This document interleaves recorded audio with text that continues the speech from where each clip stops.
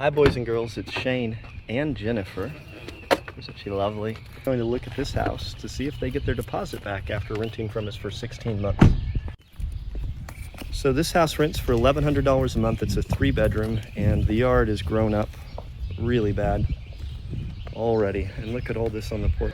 I have no idea. And why is it taped shut? I don't know. Wow. Look at all these kennels and a random tree limb. What in the world? Halloween. Oh, these are the pumpkins. Okay, so Halloween would have been in October. This is May. I guess they'll be good again in a few months. And this is probably for the mess from the city violation. So this isn't our nicest house. It's rented at $1,100 a month for a 3-bedroom. Oh my gosh. Oh, the smell. Oh. Oh. Oh, this smells so bad. Well, this is why I don't want to put mini blinds in houses. The cat's getting a hold of the mini blinds. Yeah. This is a huge kennel. That is a huge kennel. The smell is so bad. I'm sorry, guys, for my volume of moaning, I guess. Ew. What in the world is that? We were planning to replace the linoleum in this house after them anyway. This was part of our planned renovations. There's no electricity on. It's terrible. Oh, there is literal rotten milk and meat out on the counters. You can see how swollen that is. Oh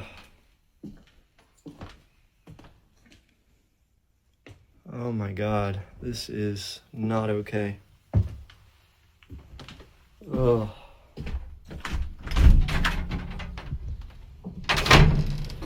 maybe we should leave the Backyard.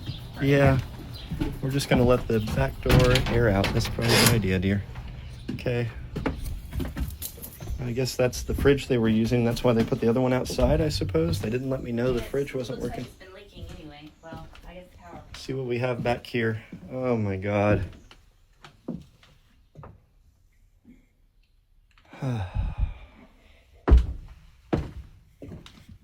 What? That's literal feces. And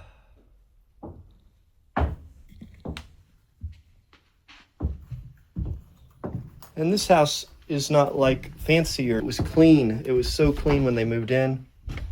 And the dog has tore up the linoleum. And they've knocked the heater off the wall.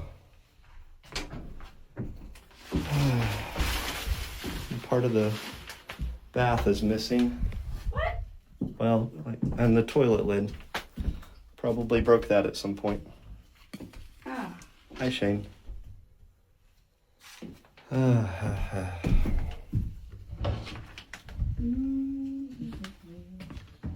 Okay. All this furniture and kids' stuff. And I don't know what's happened to the floor in here. Haul off guy? Yeah, we're gonna have to have a person come haul a lot of things away, of course. Let's go look in this front room.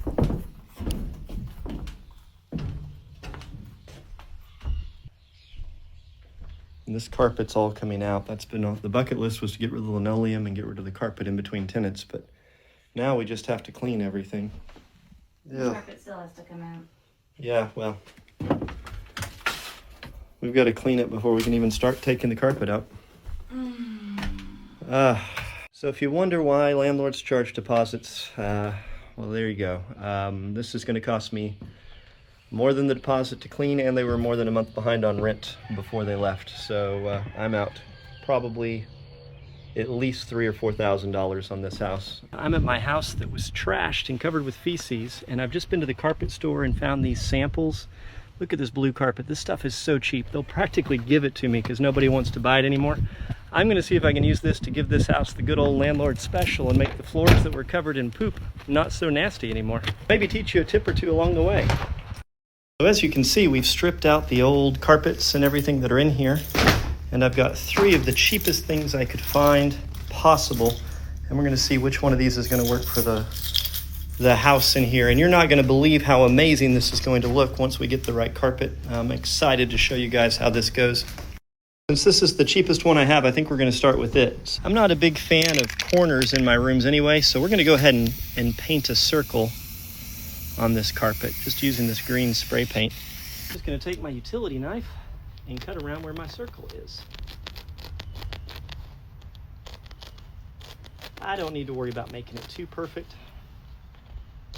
And no, this isn't one of those silly videos where you just keep watching me do things and I don't know what I'm doing and nothing ever happens.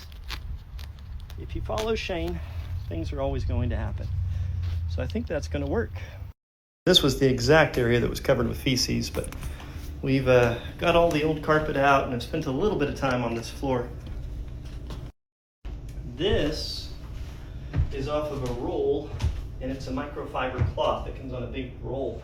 I buy this at my local Walmart, and it's pretty inexpensive. But I'm going to go over the entire floor just to get rid of any dust or anything that might be here. Going from one side to the other side. That's after just 2 passes. Look at that. Yeah. Of course, you could do it Shay's way. I guess that might work too. It kind of seems like you're cheating, dude. I am cheating. Before I let any carpet touch this floor, I need to put some substrate down.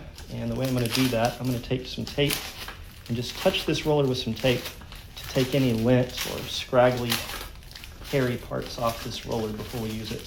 I'm going to need to de-lint the carpet as well. What you're going to find is some of the important components are down at the bottom of this container. So they kind of clump together. We need to mix those all the way throughout, and then we'll have to stir this frequently while we put it onto the floor. While I was pouring it in here, I dripped it all over the floor and just made a mess. So I guess we'll just have to go with the mess for now. We're going to roll some of this out onto the floor.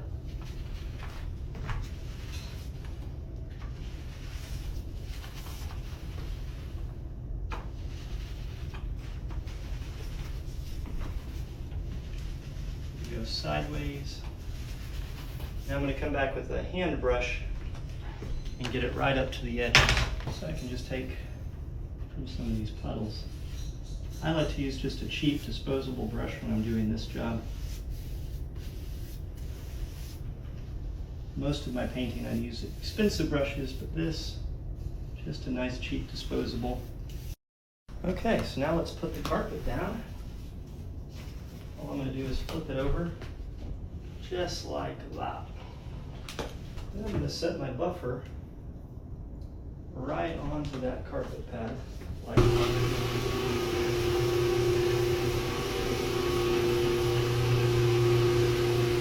So I use the buffer and the carpet pad to work the stain into the floor and spread it around.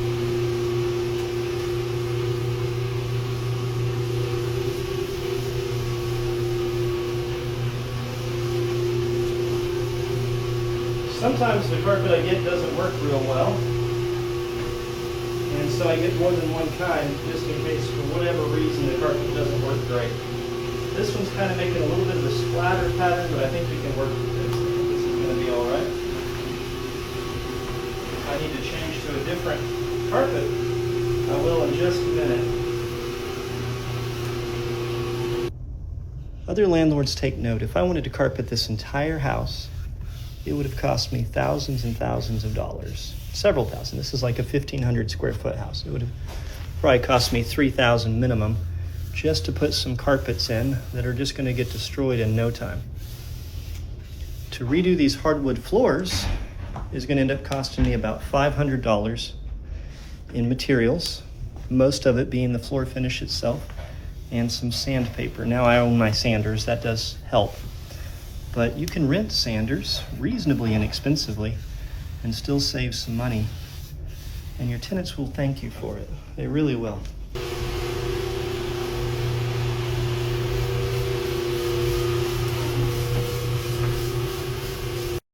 Make sure to follow if you want to see the finished product. We're going to be making this floor spectacular today. The stain coat is mostly dried now, so we're pretty good to get started. with the clear coat, which is going to be my favorite part because it's the part where the floor really looks good. So I'm using this fast drying floor polyurethane. You should definitely use a floor-based polyurethane. I really like the Ultra as well, but the satin for the first coat, or the super fast drying for the first coat is good. We're going to go satin because this floor is in good shape, but not great shape, and it's got some imperfections. The satin will help to hide. As a general rule, the flatter the shade, so like flat will hide a lot more, satin will hide a bit. When you get to a really glossy finish, it's going to show all the imperfections a whole lot more. I use a sheepskin or a lambskin roller. So this is made from real lamb. Sorry, PETA people. But that's, I find, a lot better for applying this clear to the floors than even the synthetic version. And I will stay barefoot throughout this. I've got my shoes sitting on the outside of the house waiting for me when I get finished. I need to keep my hair pulled back for this because my little hairs will fall off of my head and end up all stuck in the sticky stuff on the floor, and they don't sand off very easily once they become adhered. So it's much better just to kind of keep it pulled up. Wearing a hat would probably be a better idea, but it is important to color coordinate your scrunchie to your shirt so you can stay safe. I've got these nice pink flowers, so I went with the pink scrunchie. Now, to open this can, I'm just going to use a screwdriver, and each one of these tabs has a hole that we can fit the screwdriver into, and we can just rotate it around like this. Once we get most of the way around, the lid will just kind of peel off. Be able to start peeling this up now. There we go. I probably need to be wearing a ventilator. I'll take care of that in a minute after we're finished doing some of the video. It makes it hard to talk. Before I put anything on this floor, I need to stir this. So with the satin or the flat or whichever one you're doing, there's going to be a difference in viscosity. See how liquid that is versus how clumpy this is? Now we don't want to shake, we need to stir, kind of like a James Bond martini, because this bottom, see how you have that clump of kind of syrupy part versus the rest of it that's kind of watery? We need to get that syrupy part mixed in here, but we don't want to make a whole lot of bubbles, so stirring works a lot better. Double toil and trouble, fire burn and cauldron bubble. I've legitimately stirred this for about 5 minutes now, and I think we're probably ready to begin. Now watch, and I'm going to show you how to pour this flawlessly without making a mess at all. I was actually saying that sarcastically, and it worked out well, so I guess maybe sarcasm is the secret. So I'm using just a disposable hand brush to do the edges. I'm putting on a very, very thick layer. The first layer I want to be really, really thick and to sink in and fill any of the divots. It'll make it much easier for the next layers that we do. Now we're going to use our lambskin roller. I'm going to start by saturating it really good into the poly when we put this down. So I'm not going to press real hard. I want it to coat the floor.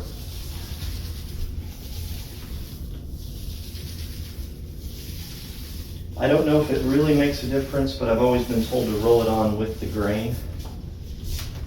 So that's the way I do it. Floors are going to be beautiful, and they're going to last for years and years and years and be way easier to clean than that carpet was that was in here. And I'll end up with better tenants because they're going to like the house more too, so they'll be less likely to trash it as much as the last folks. It's hard to believe that just a couple months ago that spot right there was covered in feces and a nasty mattress, and under the mattress was feces all over this floor, and you couldn't walk into the room without gagging. It was so stinky.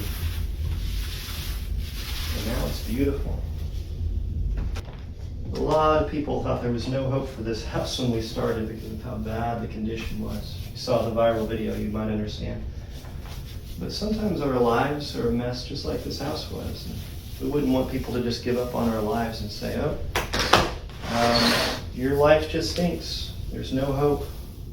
There's nothing you can do. We wouldn't want that from other people. We wouldn't want people to just cash us in for the insurance money. You know, that's a horrible thought, but that's what people thought I should do with this house, is just cash it in for the insurance money. That's no good, is it? I kind of think this floor is going to look really good when we're finished. What do you think? Maybe I should have done the blue carpet instead. The floors are turning out beautiful in this house that was completely trashed.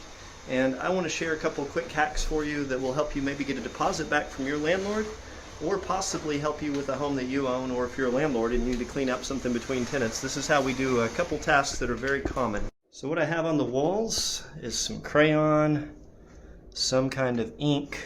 I think this is some Sharpie here, and I'm going to show you how we take care of it.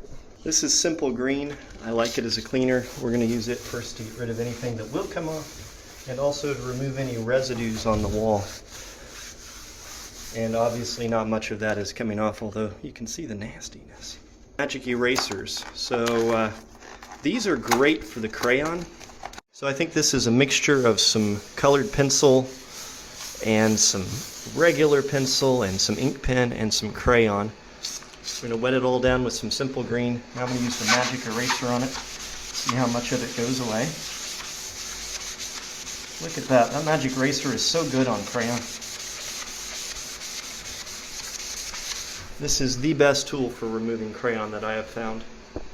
So for this ink, especially if this is a Sharpie, if I paint over it, the ink is going to come back. So what I'm going to do is use some Kills oil-based and just cover this real nice, just like this. I don't have to do the whole wall, just the area where this ink is. So this is some denatured alcohol. I'm just going to pour a lot more than I intended onto a paper towel. Let's try this out. If this is makeup over here, usually this will take care of makeup. And I think that's what this is. I don't think that was crayon. I think that's makeup. I think some kid or maybe adult that was out of their mind due to substance use used some makeup and lipstick on the walls. And now some spray oil-based Kills. This will provide us a substance we can paint to, and the paint should stick to it nicely. If you're using a lot of this in a house that's really trashed like this one, make sure to wear a mask, because this stuff is not good to breathe. Here we have another spot we need to take care of. I don't think this was the tenant's fault, but there's definitely a hole here in the wall that something was there. Don't remember what it was. I'm going to use some +3 joint compound, or whatever joint compound you like. We're going to just spread it much bigger than the hole. We want it to be bigger than the hole. Just like that. Now I'm going to take a piece of paper. I think this is part of the building permit the city made me get. I don't need it for anything. And I'm just going to stick it like we're doing a cut and paste project when we were kids in kindergarten. Bring it around this way. Now, to make this easier to hide this spot, I don't want it to be corners. Corners show up really easy to your eyeball. So I'm just going to kind of hold it in place, grab a hold of it some, and just kind of tear it to where it goes irregular. And then I'm going to do the same here, just kind of hold it and tear it. I don't want it to be even. Something like that. There we go.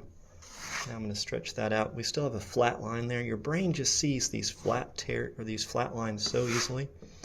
So tearing this away is the secret to help make it disappear. So I'm just taking the corner and I'm tearing that paper away just like that. Now it's not a perfectly smooth edge.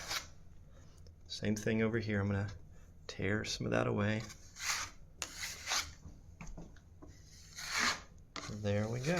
Now we're going to let that dry for just a little bit. Then we'll come back and do another layer. Now while we're at it, I'm just going to take a little bit of joint compound over any of the nail holes that are in the walls, just like that one. This house has to be ready to go on Thursday. It's Saturday. I don't have much time left. And when I say ready to go, I'm talking about an appraisal on this house. It's absolutely necessary. It's how I make my money, that I have this house ready to be appraised on Thursday morning. So I just have a few days. And people think, well, why do you have to have it done on such a deadline? as a landlord, people make the mistake of thinking we make our money off of rent. By the way, take a look around. Tell me, like, we got all the walls to paint. We're going to have ceiling things. I haven't got ceiling fans hung. We've got a lot to do, and I'm going to be doing almost all of this myself. I digress. So as a landlord, people think I make my money off of rent, but in reality, it's taking a house like this house, and I bought this originally for $29,000, and getting it reappraised at a higher value. If I can get this appraised at $150,000 after all the improvements, I've got a lot of paint to fix on this. Would you be worried about getting this done if you were me? Just a few days to go, this built in. So I get it reappraised at a higher amount, and then I take a loan out on the property at about 80 to 75% of the value of the new appraisal. So I'll take a loan out on this one for maybe $100,000 if I get a proper appraisal. I'll pay off the original $29,000 that we had a loan for, and I'll put $70,000 into my bank account. That's tax-free money because it's a loan. I don't have to pay taxes on that. The bathroom is feeling a lot better, but we definitely have some paint. Hi, Shane. Definitely have some paint to do. So the higher the appraisal, the more money we get to put in our pocket that we will then use as down payments to buy other houses. So each house, once you buy your first one, this house, the loan value increase that we get could buy us 3 more homes. And each one of those will have a loan value increase, and that can buy us 9 homes. And that's how we can take one home and turn it into infinite houses without money. So we've got some stuff to take care of in here. I've got a drawer and some other elements we have to paint and take care of. So there's lots and lots to do. We've got trim to paint.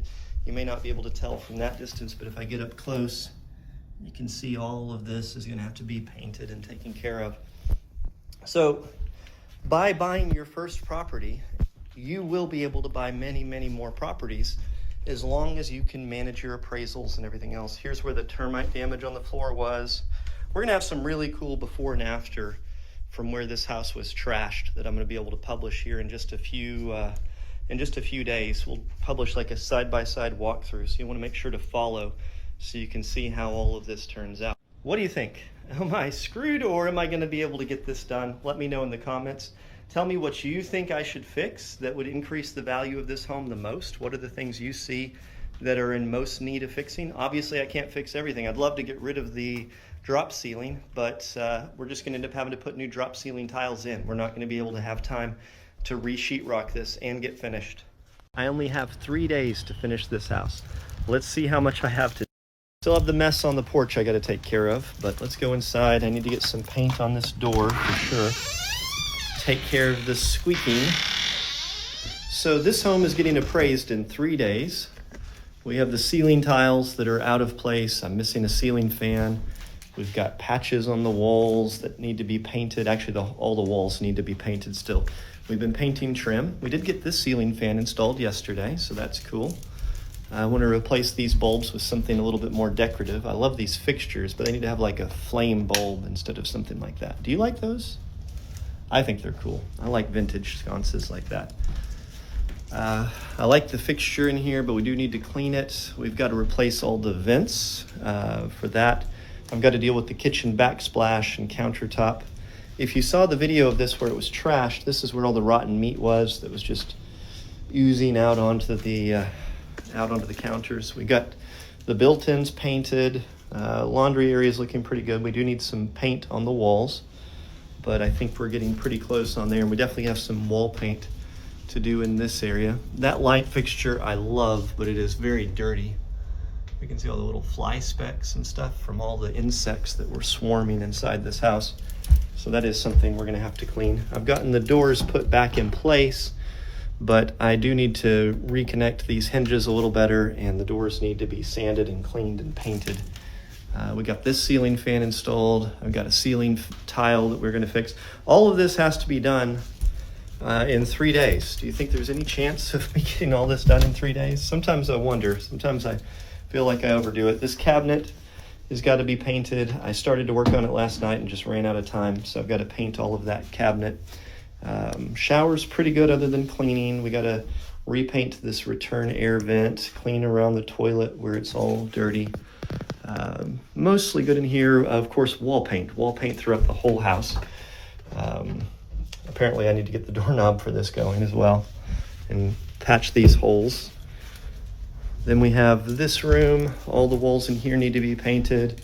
I got to deal with the Sharpie that's on the glass and cleaning all the glass in here. The floors look awesome though. I'm pretty happy with how those have come out. Back here is, it's doing okay. We've got the first layer of paint on trim. We had to retrim all of this. This was all eaten up by termites. This floor, we ended up having to go LVP because the original floor was ate up by termites really bad up here.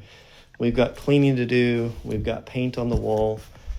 Just noticed just now some more crayon I missed somehow. So that's some of the scribbles and stuff that are on the wall. So we get to scrub all of that. I've got to get appliances. I'm not going to use the old stove because that will definitely affect the appraisal. But we'll put in a new stove and a new fridge. So that's got to come in here into the kitchen. What do you think? Any chance of me getting all these things done in just about 3 days' time? This turned out much, much better. I like these built-ins. This home has lots and lots of built-in storage, and I think that's kind of neat. I've got 4 days left to finish this house before the appraisal. Let's see where we're at. We might have a little mess outside to take care of. So let's go inside. Let me know what you think I need to do and whether or not you think I'm going to get it finished. Obviously, we don't have time to take the drop ceiling out, so we're just going to have to repair the drop ceiling that's there. In this video, I'm going to change this ceiling fan, which would have cost me $156 and some change to have the Lowe's employees do it, and instead, it's going to cost me nothing. So this video is going to show you how to save $160. We got most of the whites painted yesterday, primed and painted. So if you saw the previous video, there was chipping paint everywhere. Almost all of that's been taken care of now. We're going to have the walls still to paint, of course. Bathroom's looking a little better. We've got a little bit of cleanup going. Some of the whites in here have been done. This room's looking good. I love the floors. The floors are making me happier every single day. The ceiling tiles do not make me happy, but again, we have finite amount of time. So we're going to have ceiling fans in all these rooms. All of them had ceiling fans before, so it's just a matter of replacing them. The built-ins are looking better, so that's good. Let's get to the ceiling fans. When working with electricity, it's important to practice good safety. So I've got a color-coordinated scrunchie. The pinks go together. Color-coordinated scrunchies are one of the biggest OSHA problems people have. They $156.47 to install each ceiling fan. Of course, I'm going to be changing this ceiling fan without a permit because you don't need a permit. Whoever had the ceiling fan in here before did not install it well. There should have been this metal plate here. This is in case there's arcing or electrical issues. This stops there from being a fire. So I'm just cutting around the drop ceiling. All right, there we go. Hope none of that is asbestos, right? Now for this ceiling box, I need to get rid of one of these metal covers. This is where the wire is going to go. So I'm just going to put my screwdriver in it. And see how that bent out like this? So now I can bend it back and forth. So just bend it back and forth a couple times. And after we've bent it back and forth, it gets soft. We can move it and it'll break right off, and that'll leave a hole for the wire. Now we're going to put the ceiling plate up that's actually going to hold the fan. We just make sure the wires are aligned where we want it, and we will use the screws that came with our ceiling fan box. There we go. Yeah, I could just about pull myself up on that. I'm just worried the metal itself would bend. Great, that's what we want. This side hooks into here, but we need to go past it, then let this side come up, and then slide them both in between. Now we have a catch on both sides where that's staying put. And then we can put the little screws that came with it into each one of the holes. Now for the scary part. If you're a creative type, wiring is always scary to creative folks because they can see so many ways it could potentially go wrong. And I'm going to show you one of them right now. I'm going to connect this white wire from the house to the white wire from the ceiling fan, which is how it should be done. White to white, dark colors to dark color. So take a look at this. See, it looks like it's okay. Well, let's turn it to the side. See how you can see that copper part sticking out? That's one of the few mistakes we have to worry about, and it's very easy to correct. It means that the wire right here, this wire is too long. We need to trim the part of it that's copper away. I'm literally filming this while holding the tripod between my knees on a ladder. So if you like the fact that I'm putting all this effort into making a how-to video for you, give me a tap, tap, tap on that screen, or a like, or send me some stars, or whatever you do to show love through the way you're watching this video. So now I've shortened both the white and the black wire. We're going to screw the white wire onto this again with a wire nut. So let me just grab a wire nut. Has a little threaded connector here. We're going to put it on the white wire from the ceiling fan first, making sure to get all the little shards of wire in. And then we're going to put it onto this white wire here, and we're going to twist it around, and just like that, we give it a little tug to make sure it's connected, and it's all good. We don't have to be afraid of electricity. We just need to understand it. I've tucked all the wires up into this gap here, where they will be nice and safe and out of the way. You don't want them hanging because they'll touch the top of the fan when the fan is spinning. Trying to do this with one hand. We'll see if I can do it. So you see that notch, and there's a hole.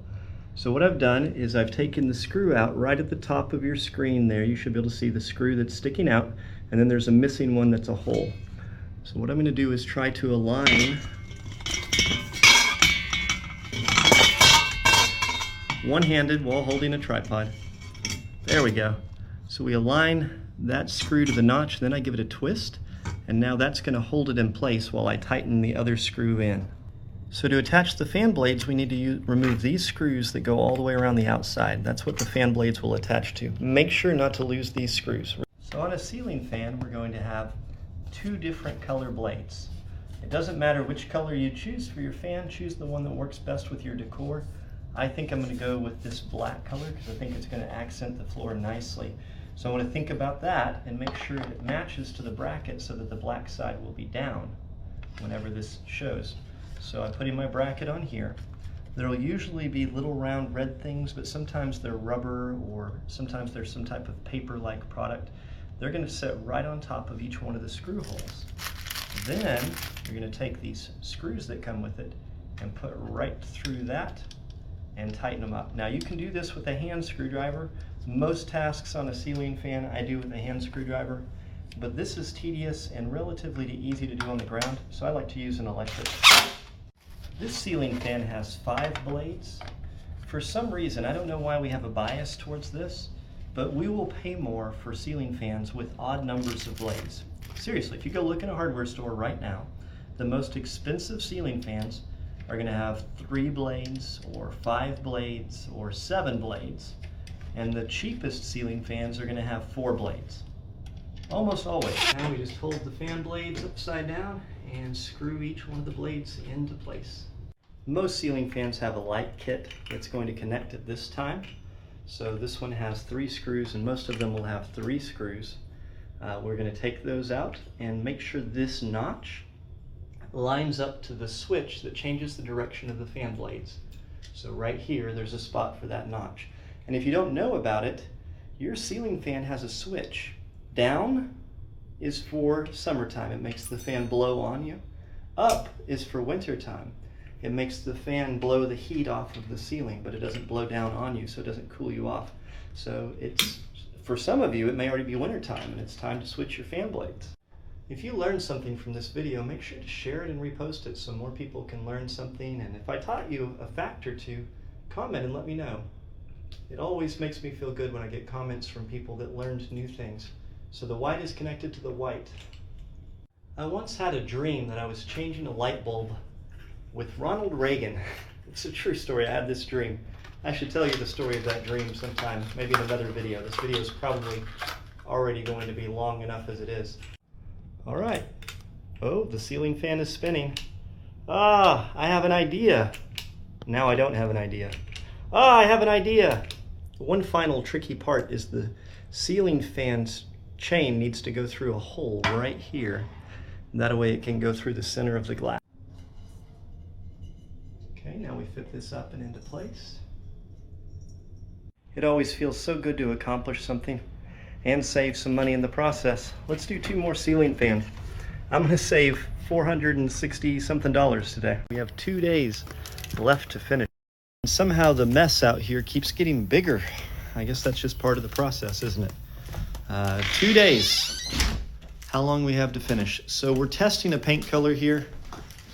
I'm not sure about this gray. I feel like it may be too dark, but I don't know if I have time to go with a different gray. What do you think? Is this too dark? Obviously, this is just a first coat, and we've got a little bit of touching up to do, but should we go lighter? Should we go darker? Let me know what you think in the comments. I'm not really that sure. We did get the ceiling tiles changed in here. We've got to paint this whole ceiling because, of course, the colors don't match. And coming into this space, we've got some leftover ceiling tiles. You have to buy those in bulk. I need to improve the light bulbs here. It feels too dark in the kitchen. We got most of the countertop cleaned, and then we had to cover it up with things just to have a work surface. The smell in this place is wonderful now. It's no longer horrible. Definitely got a lot of humidity today. We're gonna have some potential tornadoes later. So this is all painted. I need to install the shelves there. We got most of this back area cleaned up. If you saw it before, it was all covered with spider webs and everything. Now we've got a good clean air conditioning system. The built-ins are looking good. Most of these walls are nice and painted already. Bathroom, we've got this to paint today. The lights and such are good, but we got a lot of cleaning to do. And of course, the walls on either side. Hi, Shane. This is coming along though. Shower needs to be cleaned. This vent, we got several vents that need to be installed and painted. I've got one more ceiling tile we need to cut in here. We also have the quarter round that we need to stain and install, as well as all the quarter round in the house.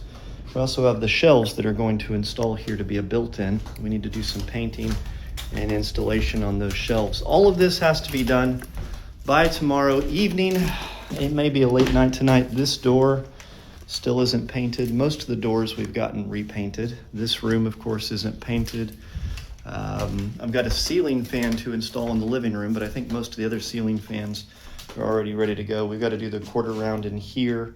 Transitions, we've got, I think, 5 transitions to do that have not been completed yet. And of course, installing the vent and ceiling fan in here.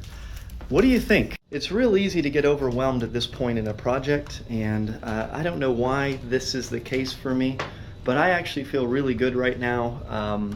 Oh, and appliances. We have to get the appliances delivered, like the stove and the fridge. But I feel really good right now. Like, I like the feeling of a tight deadline. I know I will work harder and more efficiently because I only have 2 days to do this. And I also know I may be up till 2 a.m. tonight and tomorrow. But to me, that's almost a comforting thing. How do you handle stressful situations like that? Does it make you feel less efficient, or does it make you feel more efficient? I can't be the only person that a deadline that's too tight helps you to get more accomplished, can I? As you can see, whoa, what was that about? Well, as you can see, we keep making a bigger and bigger mess on the porch. That's progress, though. We've been running quarter round, so let's go inside. We're gonna have to paint this door. We have 24 hours to finish this house before our appraisal. 24 hours. We've been working very hard. We worked late last night, got the ceiling fan up in here, got a lot of the ceiling painted. So we've got to finish painting the mantle and sealing around the mantle. My wife gave me this. She said it might help us to get done. I'm not exactly sure. But I want you to kind of think about all the things that need to be done and whether or not you think we can actually get this finished in 24 hours. We haven't painted any of the walls. After consulting with you guys and asking your opinion, we decided to go with the gray that we have here. We had to go ahead and do some sanding and some patches. That was really just a test patch before, but we've gotten most of the walls cleaned and prepped and ready to paint. We've got the light fixtures that were here taken off so they could be cleaned and prepped to be put back on. We've got the kitchen as a total mess, but the cabinets and everything have all been cleaned out at least. The quarter round, so all around the most parts of the house, we've got the quarter round now. I was really happy with how it turned out in this back room. This was the room that had the bed covered in feces, and underneath it was full of feces. We got the quarter round around the outside here and got it stained. I need to build a built-in today, so we're gonna do some time with a built-in. And I need to take care of this closet because this closet is just, it's just not good.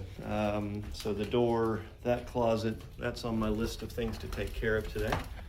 The bathroom's almost totally done. We got the, let me get the lights going on in here. So we've got the painting here done. Not bad, right? All right, we got to clean up around the toilet. Hi, Shane.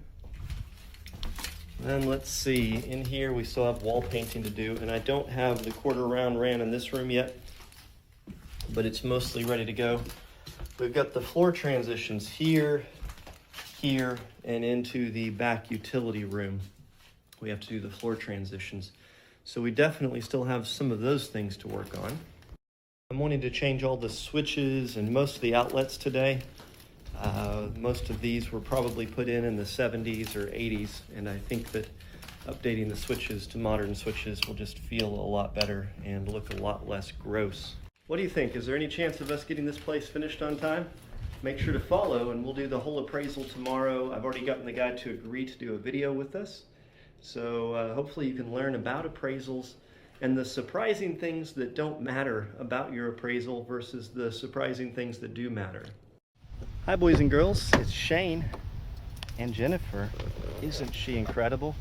We've got something special for you. We just finished this house that was completely trashed, that went viral.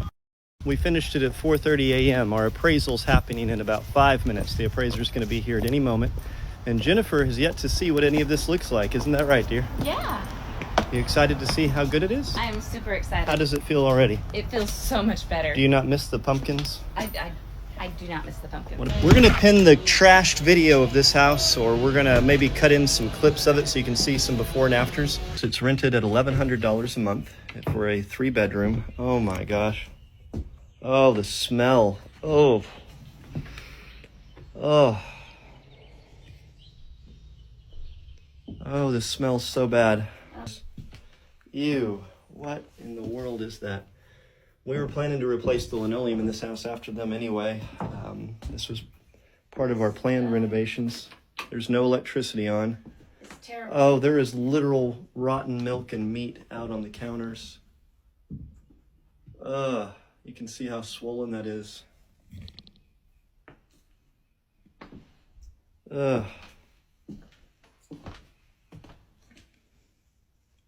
Oh my God, this is not okay. But let's get her reactions. What do you think? Yes. Significant upgrade from yesterday? Yeah, absolutely. How does it smell in here? It smells great. It smells like paint, actually, so. Let's go that way. We're gonna follow our original walkthrough video so I can cut in some areas. What do you think of the fireplace and the light sconces? It looks good. How much do you think it cost us to bring this house from the trash condition you saw it in to what you see today? We didn't get all the curtains up yesterday. We had to tap out on a couple things, just the nature of having so much to do. We got the stove in. I'm pretty happy with the deal we got on that stove. How much do you think it cost to do all of these improvements? It looks so good. I'd like you guys to guess. I like the darker color. I do. I like the darker color. On the walls? Yeah. I agree. I think it turned out really well. I was a little hesitant, but I think it turned out pretty good. This would have been where the kitty litter was and all of that, if you recall. Mm-hmm. What? That's literal feces. Ugh.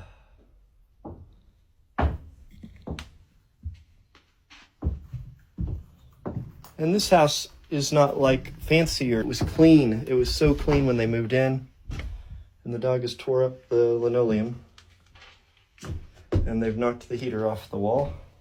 So that's just kind of a utility space. Let's go back into some of the other rooms. This is the room that was full of feces over here to the right. This was the worst room in the house when we started. Oh, I love all the wood. So this was where the mattress was, and the floor was all damaged. Oh, And yeah, that's fun. yeah, that was where a door had just been boarded up. So we decided to make a built-in there. This room looks so great. I love the knotty pine on top of it now that the floor is not carpet. Yeah, I know. The wood works, doesn't it? It's so good. Okay, now we've got the bathroom here. This is where the dog had been trying to escape. So he had chewed up the linoleum, if you'll watch in the original, and destroyed all the Craftsman trim that was here. We also embiggened the video, or the embiggened the mirror. Yes. Hi, Shane. Hi, Jennifer. Okay, we got the toilet. Nice shower head. Uh-huh. Upgraded shower heads are a luxury that we like to do in our houses at some point. Oh. Hi, Shane.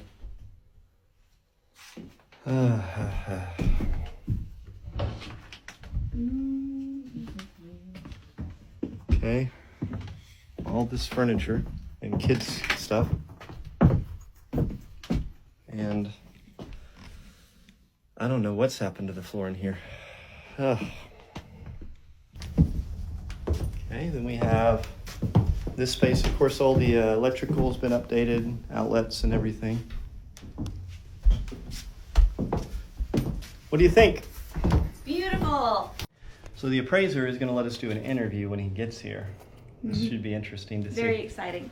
We're going to ask him questions about what things actually matter on an appraisal, and maybe get you guys some tips from an actual appraiser, because a lot of people mistake an appraiser and a home inspector. What's the difference? If you have an appraisal, do you still need a home inspection? If you have a home inspection, do you still need an appraiser?